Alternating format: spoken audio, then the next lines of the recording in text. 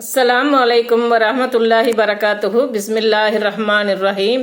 அன்பான சகோதர சகோதரிகளே, எல்லாம் வல்ல அல்லாஹ்வின் நல்லடியார்களே, இன்று நாம் காணவிருக்கும் தலைப்பு நன்மைகள் தரும் மென்மை. அல்லாஹ்வின் அடியார்களில் ஒருவர் இறந்த பின் அல்லாஹ்விடம் கொண்டு வரப்பட்டார். அவரிடம் அல்லாஹ், உலகத்தில் நீ என்ன நற்செயல் புரிந்தாய் என்று கேட்டான். அல்லாஹ்விடம் அவர்கள் எந்த செய்தியையும் மறைக்க முடியாது. அதற்கு அந்த அடியார், இறைவா, உன் செல்வத்தை எனக்கு நீ வழங்கினாய். அதை வைத்து நான் மக்களிடம் கொடுக்கல் வாங்கல் செய்து வந்தேன். அப்போது பெருந்தன்மையுடன் நடந்து கொள்வதே எனது இயல்பாக இருந்தது.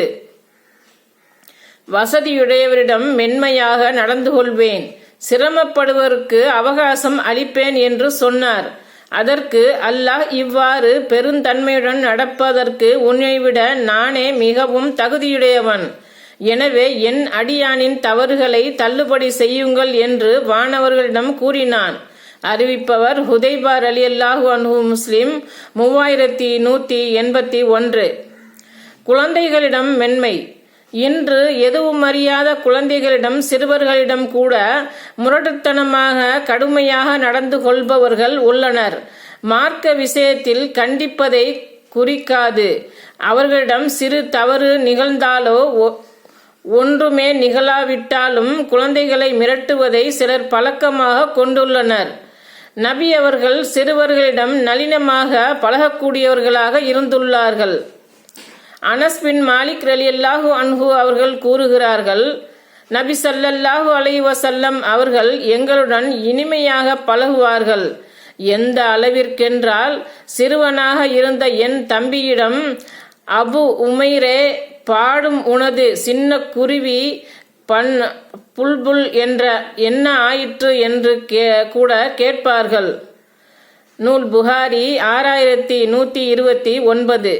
சிறுவர்களிடம் நளினமாக நடந்து கொள்வதே அவர்களை பண்படுத்துவதற்காக உதவியாக இருக்கும் என்பதை அறிந்து கொண்டால் வளமாக வாழ்வை நோக்கி அச்சிறுவர்களை அழைத்துச் செல்லலாம். அதை விடுத்து அவர்களிடம் கடுமையாக நடந்து கொள்வோம் எனில் நம்மை விட்டும் அவர்கள் விரண்டோடுவதற்கே அது உதவும் என்பதை அறிந்து செயல்பட வேண்டும்.